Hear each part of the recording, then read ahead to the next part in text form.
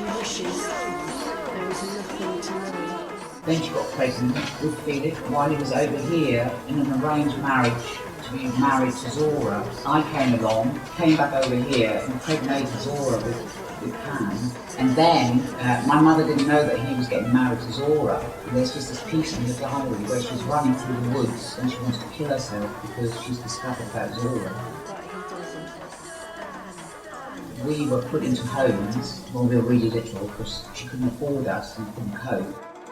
Well, I think I came to live with her at the age of 4. My grandmother, none of her family knew about us, apart from her sister. So she kept you secret for all those years? But all the anger and frustration she felt towards my father, she took back with Felix. So all the photos that exist of Felix and I young in Hamburg is with Felix standing right in the background because she wouldn't let him anywhere near the front.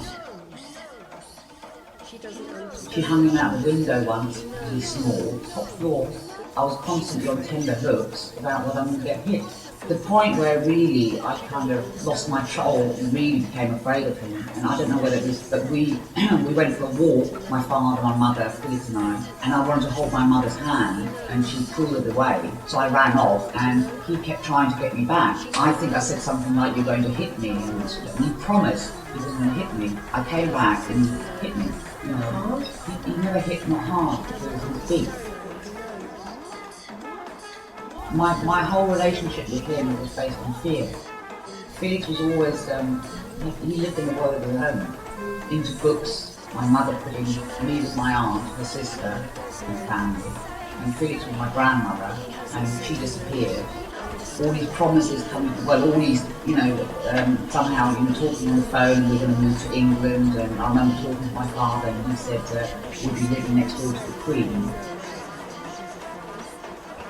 I didn't realise that in the meantime, my mother came over here, where my father was setting up home with, I think the only woman he's ever loved. She was strong. If you don't take us, I'm going to kill myself. I closed the door, so I remember closing this door and locking us out, so I got hit. That was the first day. Welcome to London. It was a nightmare, really. Fearful, beatings, screaming and shouting between the two of them. Well, there was one time in London where I caught myself, because my father had this habit of beating us with a croquet stick, and I caught myself on the stairs, hitting Felix. And that was the last time. I actually dropped the stick. I remember it so vividly. There was one moment where I thought we were actually going back to Germany. That's when and there was a moment where I thought, one night where it had been particularly horrible, my mother said, "Pack the things, we're going back." And the excitement in me was I can still feel that today. It was sheer relief. But he hasn't said he knows. He's afraid. I heard her saying in the bedroom, which was sort of a couple of doors from my room where I was packing, She doesn't understand what she knows. "Ehsan, I'll walk through a ring of fire for you." Everything just sank again. I think even at that age I couldn't understand it, really. Such madness, such horrible to be beaten like that and stay. He beat her as well. He beat her, yeah, he did. So he moved out in with Christina. They had a son, because she was pregnant with Jeffrey. He used to come and pick us up from work, from school, because he had this house in Holland Park and another house in Acton. We were like his slave labour, sod schooling, Well, I was tiling in Holland Park at the age of 11. At the dinner table, you never knew whether you were going to get a fist in the face if you held the fork wrong. You didn't have to say a lot, really. And I remember one time, this sort of gave me real satisfaction, his violence, And I came home, I was 5 minutes late, and we were in the kitchen, and he put a chair over my back, and I just saw red. Actually, everything went red in front of my eyes, and it was this heat and red. Things actually go red. And Felix tried to hold my father back, my mother tried to hold me back, but the satisfaction of going for him, even though I probably didn't get to do a lot. She even, when he used to go on assignment and I did something wrong, she would tell him about it, knowing that he'd come back and beat me. I never quite got that. She knew the consequences of so many things that she did, and he came and moved in with us. I just remember sitting at the window in the room upstairs, which had become my bedroom, and it was a rainy day, and I was sitting at the window on my bed, and he came and sat on my bed, and then, and started doing things. And that was the beginning of it, really. And then it was endless. It didn't matter what time, whether I was fast asleep, whether in he'd come. I told the school, and they called my mother in, and she said that he was making up for all the affection that he hadn't given us when he wasn't living with us. So they sort of bought it. The other bits of detail were probably put down to overactive imagination. I don't know what really, but I was assigned this social worker, and I remember she fancied my father. He was a good-looking man, and she wasn't bad-looking. They had a sort of, because she came around quite regularly, and I remember thinking, you fancy him. Anyway, it was arranged that he wouldn't come into my room. It lasted for about a week, and then one night I went up, and he came up about 5 minutes later, and then about 10 minutes later, my mother came up. She came into the room. I remember her face at the door, and she knew. By the look in her eyes, and then he stopped and out he went. But that, because I told her on several occasions, and it never came to anything, I don't know whether that gave me hope, but it made me, she knows now, there was no arguing that. I don't remember, but it just never went anywhere. It just sort of, it never took off the ground, really. Oh, he knew. Everybody knew. There wasn't anybody I didn't talk to about this. I stayed in Germany with my mother's sister and her family, and I didn't talk for a whole week. Because I wanted them to know that something was really seriously wrong. My elderly aunts and uncles, I told them, nothing ever led to anything. When I came back after not talking for a week, my aunt apparently, her sister, my mother's sister, ran her and said, I think Susie's not very happy, that's it. Then another time, they came over. I was sharing a bed with my cousin, 7, something like that. We were sleeping top to tail. And my father, I knew he was going to come in. So I said to my cousin, when he comes in, look under the blanket and see what he's doing, and then please tell your mum. Exactly that happened. He told his mum, nothing happened.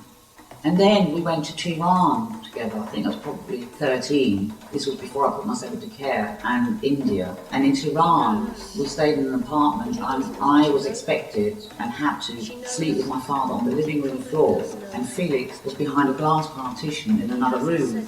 This particular night, every night something happened.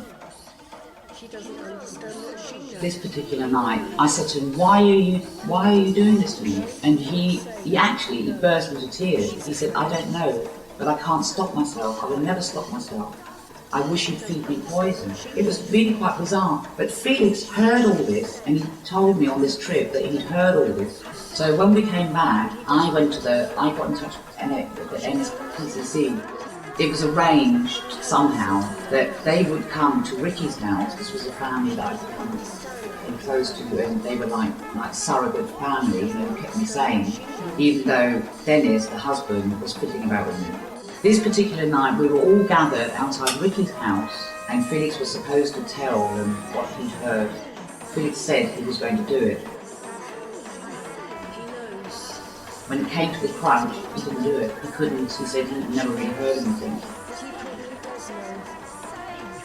Afraid. He was afraid of my father. And also my mother, I suppose, At the age of 14, my mother got bowel cancer.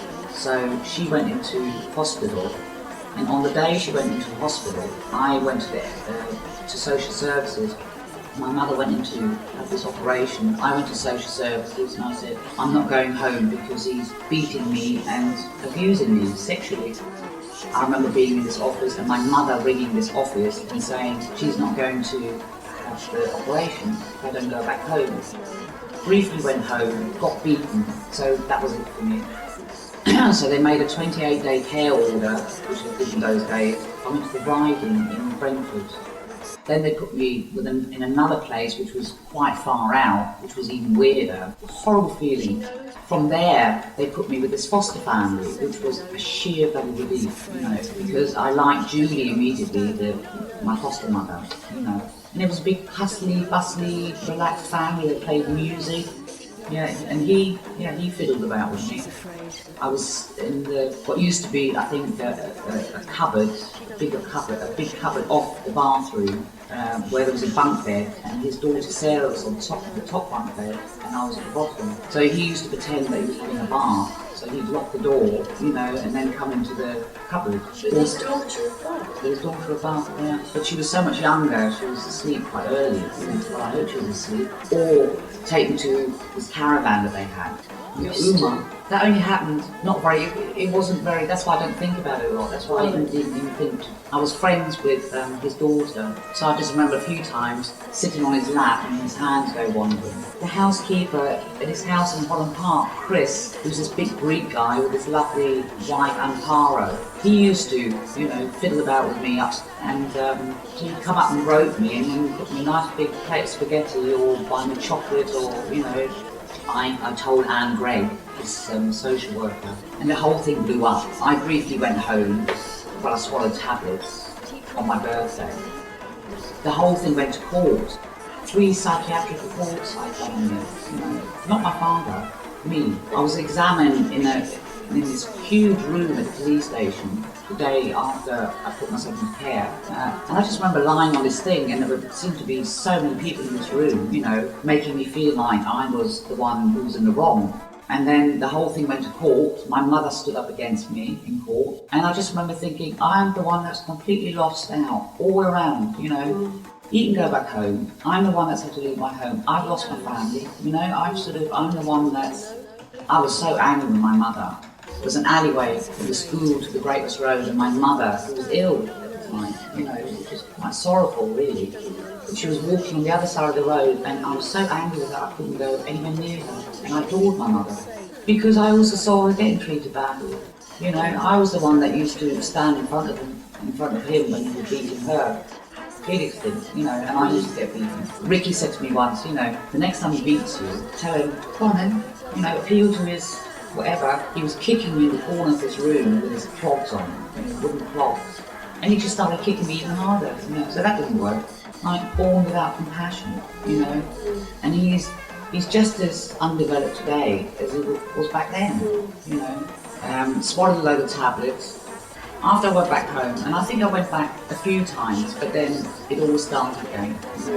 Because I tried to be at home when my mother was ill, you know, because then slowly I warmed up again, you know, I started going there on dinner break. So he wasn't there at lunchtime, so I'd go there. I think I moved in then, and then I had to move back out again, so I went to, this was called the Riding. While I was there, I met Gloria, who was my first girlfriend. When I moved back home, my father had a thing with Gloria, and this is how wicked, you know. I was working with him, so I'd obviously gone back home in his house in Acton, and Gloria upset me. You know how upset you get when you're young and it's your first love type thing, you know? And she'd done something, and I was telling him about it, and he just, and he said, she's no good for you anyway, I've slept with her. You should have been put down at birth, that man. Gloria ended up dying, yes, and she died shortly after my mother died. By this time, I was living with my boss who ran the Hounslow Grill, because they wanted to adopt me. He took me out of care. I moved in with them, which was great because I was a babysitter. But then I met Chris and Margie, these 2 prostitutes, who were really exciting. So I started hanging out with them, and needless to say, I stopped being this lovely girl, you know, the babysat and cooked chicken. My mother had died, Gloria died, and they decided they didn't want to adopt me anymore. And that night, Margie, one of the 2 prostitutes that I've become very close to, tried to go for me. You know, she wanted to have something with me, and it was just all too much. You know, she got angry when I didn't. So I just remember coming home, probably somewhere in the middle of the night, and they'd already told me that they didn't want to adopt me. So it just felt like there was nothing there. Frank was on Valium, so I just remember getting his Valium, going downstairs, putting the headphones on, it was Diana Ross, and seeing how far I could get. popped all these pills. When my father got together with Nilma, African woman, and Felix pleaded with me to come back home, saying he needed me and he'd changed. And so I moved back in on the understanding that Felix would be home, pretty near on, sort of the start of the game. And I just remember coming home one day and my father saying to me, "Get your clothes off," and I said no. And he dragged me onto the bed. I had a duvet around my eyes. I had his hands on my throat, and I thought my time was up. The following morning, I packed the car up. Felix wasn't there. No. Your mother? Where was your mother? Dead. So then he had a child with Nilma. Yeah, 2, 1 Down syndrome. So how many of us by then? 5, 6, 7. I told her about everything, sort of not realising that their relationship also wasn't very good. She booked herself into a women's refuge and used all the information that I'd given her to help her take her for half of everything. But that was a big betrayal. That really quite cut. And I moved in again, would you believe? I forget now how I moved in again, I just don't know. I think I always tried to form a relationship with him. I moved back in, he wanted to buy me a car, he wanted to give me all sorts of things. I refused a lot because I wanted to keep the relationship where I didn't feel I owed him anything. It started again. He bought a bottle of spirits, a porno video, and that was it. He said to Felix recently that he turned the whole story that I arrived with a bottle of spirits and a porno video and tried to seduce him. So what planet this man lives on is just beyond me, really. The point of where it set me free, really, was, I think it was somewhere in my 30s, and Felix had just moved over from Germany and he was staying at my father's. And my father swore on everything holy, his family, everything, that he'd never touched me. Yeah, the Quran. That he never did what I alleged. And that set me free. I thought, I can't do anything with a man like that. That man is not getting another second of my life. And that was the big turning point for me. But he doesn't want to. That's where I stopped trying to have a relationship with him. That's where I could just let him go. I've always made him welcome because I'm bigger than him. I'm actually now... He can't touch you. No. I've never had the urge to slam the door in his face. He came to ask for forgiveness because by this time he's married with Zwana. He was going to the mosque every day. One of the teachings is, or one of the deals, to meet Muslim virgins at the door and be accepted by Allah. You have to ask for forgiveness for your sins. So he came round here with the intention of asking for forgiveness. But he sat there for an hour and a half, criticising Felix. So I've never told him that he actually ruined my schooling. When I came over from Germany and when I first started at junior school, I really enjoyed school. But lack of sleep, because he used to come in my room, or working in Holland Park, or in these houses, schooling went out the window, all sorts of things. The difficulty I've had forming relationships, my intimate side. Does he admit it? Oh yeah. He's never not admitted it to me. The only times, and there've been a few in the build-up of things, where, for example, there was a moment in Germany because Felix never stood up for me. I remember coming back from my grandmother's to my brother's house, and Felix saying to me, he's been on the phone and he said this, that and the other, blah, blah, blah about you. And I said, what did you say? And he didn't really. He hasn't said he I said, why? Why didn't you stick? Why do you allow him to speak like that about me? There have been moments where I've just had enough of it. I've been understanding in their direction, I've stood up for, but I respect Felix's relationship with my father. Well, Cam is very spiritual and he does all the alternative, and he has his own way of seeing things, and it's not about blame, it's not about, I'm not going to see him because of that. Well, the more you learn to face, the more you have to deal with, the more you're able to deal with. Thank God. Thank God some good stuff comes from all this shit stuff. Of course, because we're wonderful people. Yes. We have travelled the universe and its ups and its downs. It's downs as far as you can go down. But then we've also gone up and up and up. I mean, do you know, one of the reasons why I'm sane, semi-sane, I mean, you might have your opinions on that, is the people I've had around me. Yeah. I've had some amazing people in my life and still have.